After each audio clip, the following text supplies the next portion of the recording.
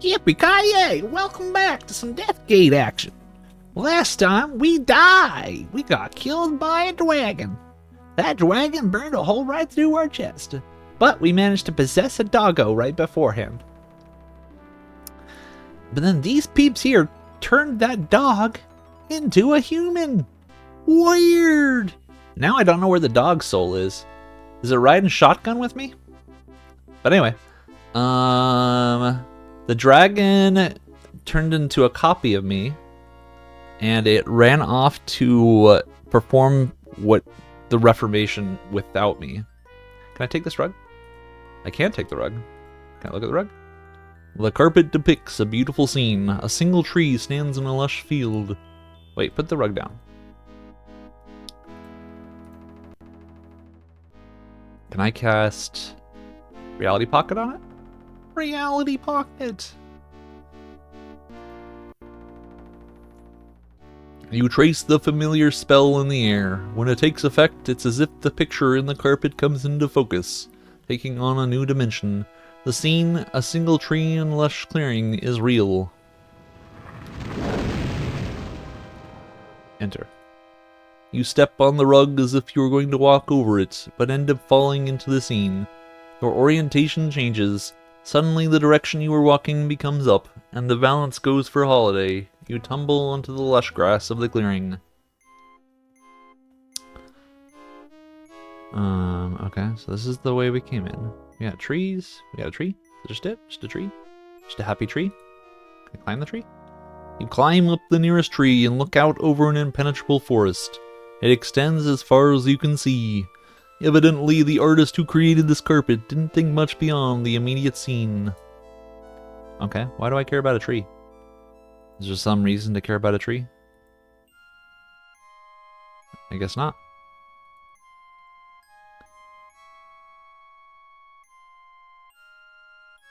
Maybe I'm going to be using it as like a trap.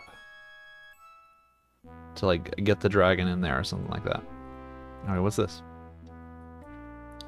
It's a rune-covered sphere of stone, precariously balanced on a small stand. Although it's undoubtedly secure, it looks like an errant breath could roll the globe off. Alright, let's do our talks here. Hello again, patron. How can I help you?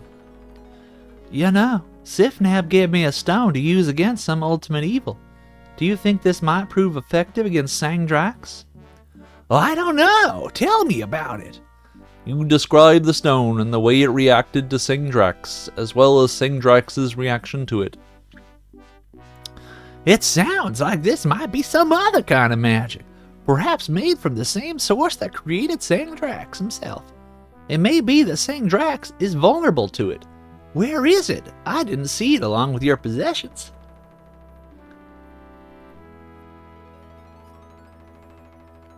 Sangdrax got a hold of the stone and tossed it into a pile of rocks, which look exactly like it. I don't have a clue which one it is. I'm afraid I can't help you with that. My counting days are over.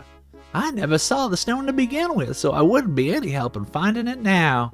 Lost among similar rocks. I do hope you're able to get it back, though.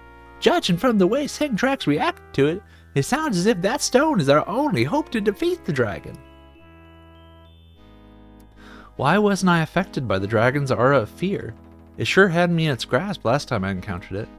That's because you had been nullified, dummy. Remember, nullifying water eliminates your vulnerability to magic, as well as your ability to cast spells. Sangdrax's aura of fear didn't affect you because no magic could affect you. And that's why we need the bottle of water, I'm guessing. If that's so, why didn't you all tank up with the water and go after him? His magic wouldn't do a thing against you. I like the idea. Everyone, chug some water. Small size. This is true, although we would be helpless as well as invulnerable. While the water was in effect, we would not be able to use our magic against Sangdrax. We could only confront him physically. He can choose any form. In a purely physical battle, he would destroy us, hands down. Or claws down. How did Sangdrax take my form? That is one of his powers. He can assume the form of anyone or anything he desires. The talent renders him insidious as well as invincible. Where is Sengdrax leading my lord? The Vortex? Yes! The Vortex is the one place that the Reformation ritual can be enacted. It is where we originally sundered the world. It's also the only place where the interconnection can begin. Where is the Vortex? The only place from which the Vortex can be entered is in the Labyrinth. We reasoned that this would be the safest place to hide the portal. It may be that your lord will balk at traveling the length of the Labyrinth again. The wrong way, but Sengdrax can be very persuasive. He will convince him one way or another. Oh, cool. So, like, we're going to a fifth world, the Labyrinth, where I grew up. What exactly is the interconnection? We designed the realms to work together. Each had specific functions to perform in the overall plan. The interconnection was to tie all of the worlds together. Abarak would produce raw materials. Arianas would take those materials and refine them to produce manufactured goods. Priyan would supply power to the other worlds. And Calestra was to provide a place for most of the people to live and purify some of the toxins from the other worlds, notably Abarak. The realms were never designed to survive on their own for an extended time, and yet that's exactly what they've had to do. It's not too late, though. From what you've told me, Abarak is dying. The interconnection is the only thing that can save it. It's the only alternative to Reformation. What's the difference between interconnection and Reformation? How do you start the interconnection? Much like the Reformation, it requires all 5 of the seal pieces. In the center of the vortex is a floating island. It has 4 spires. Each spire represents an element: air, fire, stone, and Katy Perry. The seal pieces must be placed upon each corresponding spire. Then the spell itself must be ignited. This is done by placing the focus over the correct rune and inserting the Nexus seal piece into it. What's the focus? Spires? Focus? What are you talking about? Well, you did ask. The floor of the island is laid out with many interconnecting runes. Each rune can be used to ignite a distinct spell. Depending on the rune you choose, the function of the spell will be different. The Reformation requires that the spell be ignited from one particular rune, the interconnection another. Okay. The focus is a hexagonal frame that floats over the island's floor. You can move it over the rune of your choice. When you place the Nexus seal inside of it, the focus automatically ignites the rune under it, which casts the spell. Which is the starting rune for the interconnection spell? It would be too difficult to describe, though I will tell you that we left the focus over that rune. We intended to return and ignite the interconnection spell one day. Okay. Do you have another ship that I could use to pursue him? Yes! Certainly! We have many ships in many different sizes. Are you looking for a family vessel? We have a nice Volks yacht. In fact, as we've been speaking, I've had another ship placed in the same port where you landed, with its colors swapped. You're welcome to it. There is, however, one problem. We seem to be a little short on steering stones. It takes quite a while to magically prepare a stone sphere to accept the naming runes that guide a ship through the Death Gate. The only such stone we have is the ceremonial globe in this very chamber, and you can't use that. Don't you think saving the world is worth sacrificing your precious ceremonial globe? Not at all! You see, the globe was placed in this room before the building's construction was complete. It's too large to fit through any of the exits. It's also far too heavy to move any distance by hand. You're welcome to it, if you can find a way to transport it. But then, it doesn't have any of the naming runes on it anyway. I don't think that the globe is the solution to this problem. Oh, pray tell. Well, except I know how to move it, I think. I have an idea. I'll talk about it in a moment. Could we talk a little bit about the other worlds? Do you know who Zipnab is? I know of no Zipnab, but I doubt that that is his true name. He sounds like a valuable ally if he knows as much as you say and has access to magic outside of our mastery. Why'd you react so strongly when I told you about necromancy? Necromancy was banned for many reasons soon after it was discovered. The most important reason being that when someone dead is raised, someone else will die untimely. This maintains the balance. By relying on necromancy, the people of Abarak have doomed our race. The magic doesn't recognize the boundaries of the realms. It killed Sartan as far away as Arianas and Priyan. It wiped out thousands. Why is everyone here alive and well? Samal laughs sadly. It's actually ironic, isn't it ironic? The ward that we constructed to repel the magic of Singdrax must have had the effect of repelling the magic of necromancy as well. It kept us alive against 2 dangers. But now, we have only hundreds of people left, where once we had tens of thousands. We shall try to reconstruct our lives, to help our brethren on Abarak, if there is a world left to live on. Okay. Alright, I have an idea. I think to move this globe, we're going to put it in the painting, or in the rug, I should say, and then move the rug.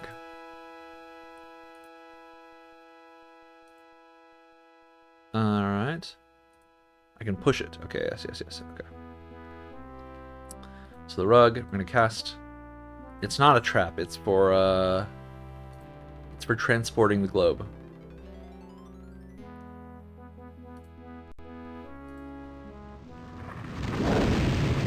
We push.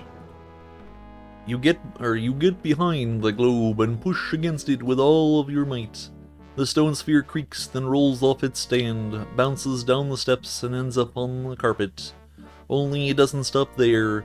Since the carpet is now a portal into the otherwhere, the globe falls into it. You see it continue to roll until it hits the tree in the scene. Yep, that's exactly what I thought. You have anything to say about that? No. Okay.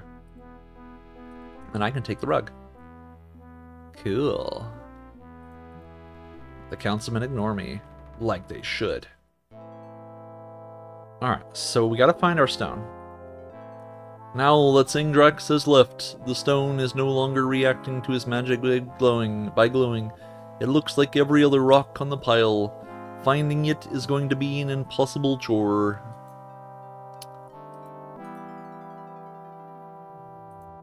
Huh. This is a interesting puzzle.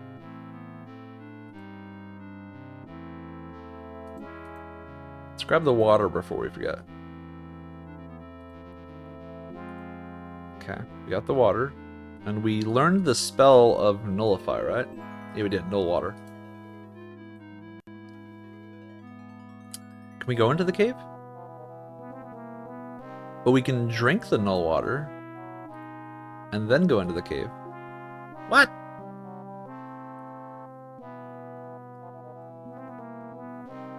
But I'm nulled. Weird. Okay.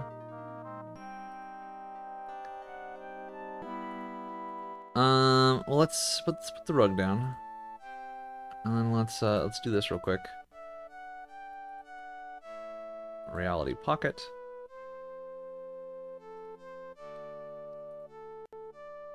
You trace the familiar spell into the air. When it takes effect, it's as if the picture in the carpet comes into focus, taking on a new dimension. The scene, a single tree in a lush clearing, is real. I gotta go in there and push it. Push. Again, you gather your strength and heave the boulder-like globe towards the portal. It rolls without much of a problem.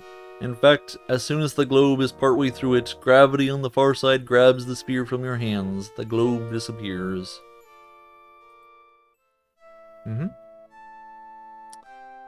You step through the portal, back onto your ship. As soon as you leave, the carpet reverts back to its original state.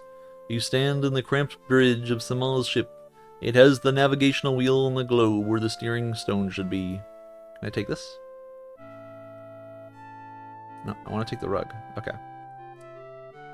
Alright, and then let's rune transfer from this. Spell rune transfer.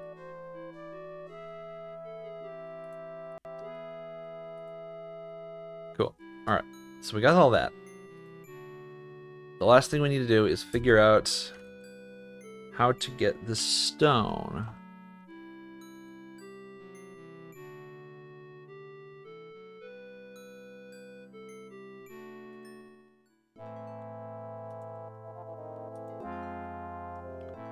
We can't just take them all, right?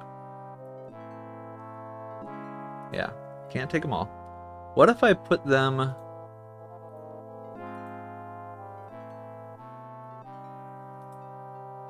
in the rug? No? Okay. Can't put them in the rug.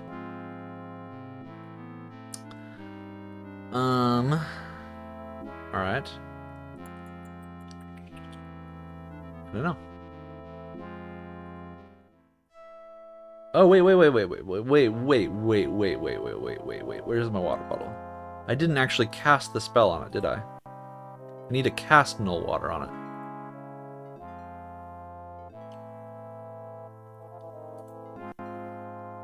The spell surrounds the bottle of water. After a few seconds, it has done its work. Although the water looks the same, you know that it has the magic nullifying effects that you experienced earlier. Drink.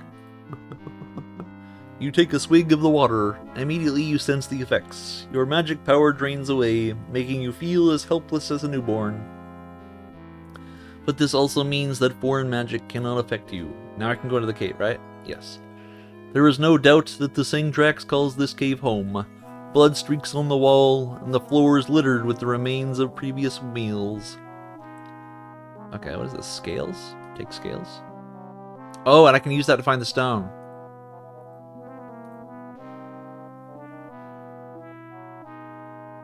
Yeah, okay, so now I can go to the stones, and I can, where'd the scales go?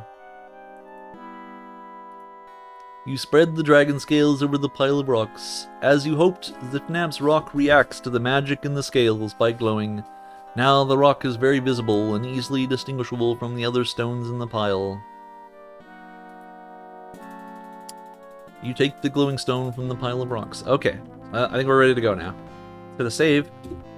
Let's go fight a dragon. This feels conclusion-y. Let's find out.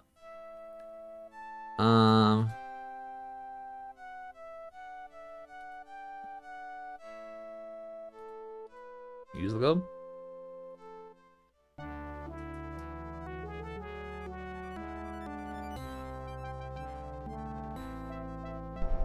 This looks like the exact same ship. But apparently it's just a highly advanced duplicate. We're going back. Gotta fight a dragon. Suddenly dragon enemy.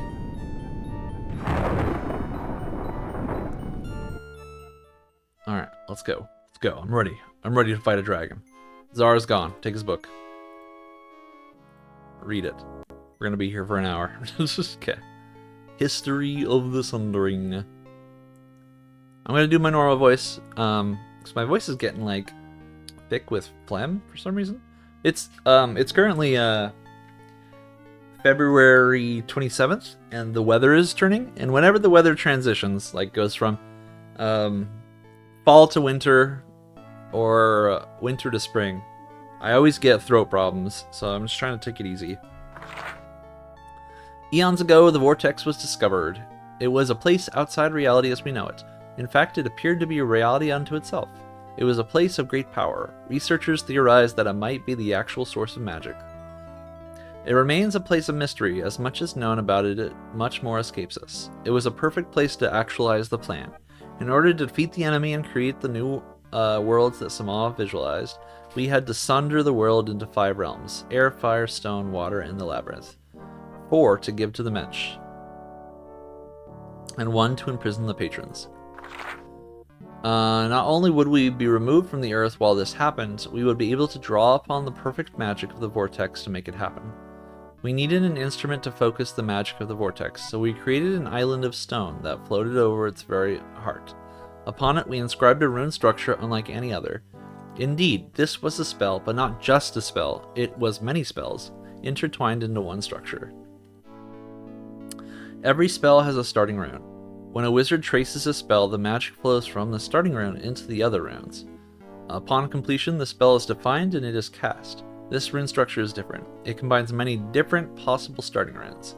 When magic is introduced upon one of these runes, the spell is defined and cast. There is a compelling reason for this. Along with being used to sunder the world, the island was designed to serve an additional function. Shortly after the Sundering, the same rune structure created a conduit between the worlds. It is currently used to transport people and cargo from realm to realm. Using the Death Gate, we were able to populate the realms with mensch we had selected. All that was required was a fleet of ships outfitted with steering stones containing the naming rune of the target realms. The Death Gate has a grander purpose, though. When the mensch have settled, we reawaken. The rune structure will be used again to interconnect the worlds. Power and materials will freely flow from realm to realm, depending on need. After this interconnection, various spells can regulate and modify the system. We have included all of these in the rune structure. We have also included a fail-safe spell. Should anything go drastically wrong with the Sundering, the spell exists to reform the single world from the 5 realms. We don't anticipate the actually using this spell, but it exists just in case. So reformation means taking all of the islands and slamming them back together. Interconnection means leaving them separate but creating channels between them, I think. The activation of a spell from the island's rune structure is relatively simple, but the execution of the spell must be exact. The island has been keyed to work only in the presence of the World Seal, or in the current case, all 5 of the pieces. The island is home to 4 spires which encircle the rune structure, 1 to represent each of the elements. To awaken the island's magic, each seal piece must be placed upon its respective column. The procedure has an interesting side effect. Whenever a seal piece is placed upon its counterpart column, it generates an elemental storm. Everything on the island will be bathed in that element. Tornado for force winds, a firestorm, an avalanche of rock, a deluge of water. We couldn't comfortably cast our spells while being attacked by the elements, so we placed a rune structure inside of a warded circle. Everything inside of the circle is completely safe, while safely ensconced within the ward, even when the storming elements become no more than a spectacle to observe. When all 4 of the pieces have been placed, the island is primed. It is ready to cast whatever spell the operator wishes. The choice is made using the focus, which resembles a floating hexagonal frame. It must be placed over the desired starting rune, after which the remaining seal piece, that of the Nexus, is set inside the focus. This will ignite and cast the selected spell. 6 men were dedicated to creating and intermingling the spells carried by the island. They are Sama, Dimitri, Orsaf, Lornoy, Tylor, and Waelith. Indisputably 6 of the greatest contemporary Sartan magicians. Each was tasked with producing a single spell, and we will discuss each individually. Naturally, Sama directed the... okay. So his is the one of the 4... I'm gonna jot these down. So Sama's is the sun with the 4 spokes. Can't read what it says. Something about being prominent. Starting rune is... Dimitri's interests ran quite afield of his colleagues. Obvious choice. So this is Sama. Then Dimitri is this thing.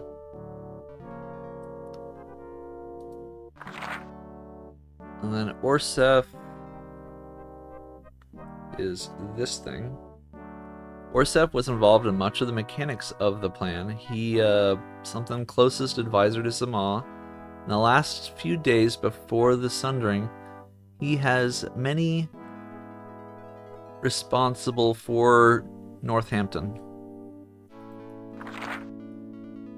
And then we got Lornoy. Wait, go back. What is the difference between this and Dimitri's? Oh crap. It is almost the same as Dimitri's. So Dimitri's, or Lornoy's is same as Dimitri's, but it's like upward. Okay. Despite obvious tensions between Lornoy and Sama, perhaps due to philosophical differences about the plan, Lornoy need Tame Impala his spelt wind. And then Tylor, despite being the youngest of the 6, was perhaps the most inventive. Not only was he responsible for magic, the dual intercourse of the spells. Okay, we're obviously not meant to know much about them for some reason, but Tyler is that thing. Oh, and Wayleth, there's one more. And then Wayleth was the only member of the team who is not a member of the council. He despised politics, but was unmatched in magic. Knowledge, he was the spell that water? Okay. So then W. Alright. That's it. And the Nexus symbol is gone. Can I take this? Okay. Alright, the Death Gate is open. Or the Labyrinth is open. Here we go, everyone. Are we ready? Can I visit the other places, actually? Don't have time to go gallivanting through the realms. Okay. Wanted to see if I could find Zifnab and ask him questions. Here we go, everyone. The Labyrinth. Stone spires tower above a field of writhing vines. You see a dark, twisted forest across the field. Alright. Track 48. So we got choke vines and many remains. The remains of previous explorers of the Field of Vines are wrapped tightly around the spires, the bodies of both man and animal shaped. Okay, can I not just go past? Choke vines. You recall when you escaped the labyrinth. The choke vines weren't much of a problem then. It was winter and the season drove the vines into a type of hibernation. They couldn't move in the cold. Now that the weather is warmer, they thrive and force you to deal with them in order to cross. Okay. You got any, information for me about how they work? Spires? Countless stone spires project from the Field of Vines. The line of them extends east and west as far as you can see. To many of them are lashed the remains of previous victims of the field. Periodically, lightning strikes each spire in turn, starting to the east and moving steadily westward until the bolts are out of sight. Ah, they get struck by lightning. Oh, not you. Can I actually activate?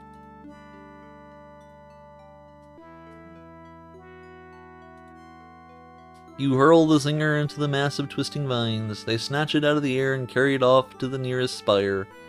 Unpredictably, lightning strikes the spire, but instead of destroying the Sartan artifact, the energy is totally absorbed by the Singer. It charges itself with the power of the lightning. Cool. That's not really what I expected. I just knew there was lightning. Can I take the Zinger? The Zinger is lashed to the stone spire in the middle of the field of choke vines. To get there, you'd have to walk through them. Chances are you'd end up at the spire, but getting back would be virtually impossible. Can I activate it from here? Okay. This has something to do with the Zinger. So the Zinger is charged, but I can't get to it. The Zinger is charged, but I can't get to it. Can I, You try to swipe at the writhing vines, but in the process they almost grab your arm.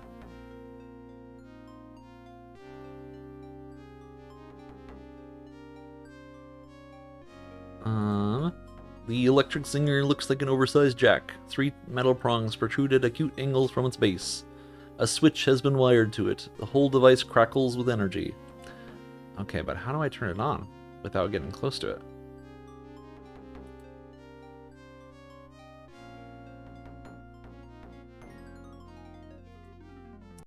Do I have a spell that can do this?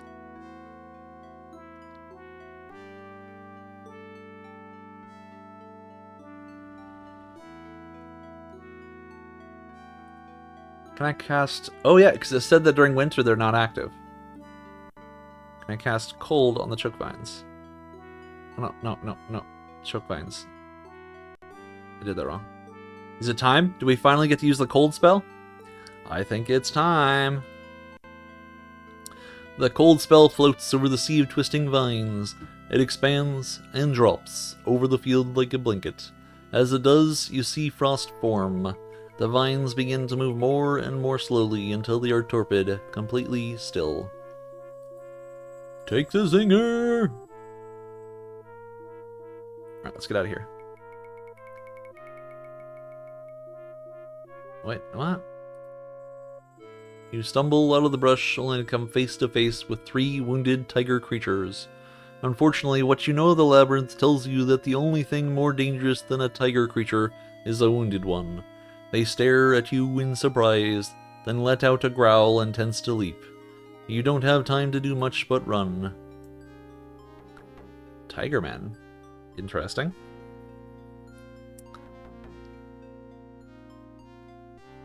Where's my zinger?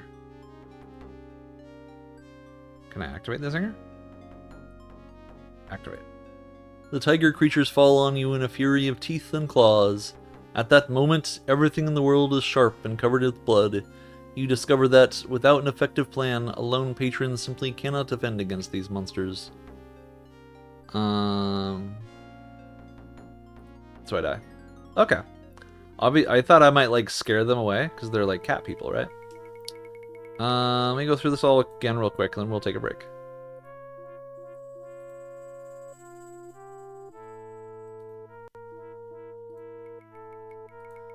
I think we've used every spell except for Immolation and Resurrection now.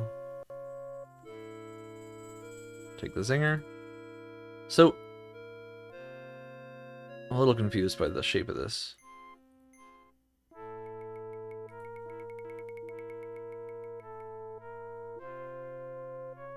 I'm really confused. Why did going up turn me around? And going down... What?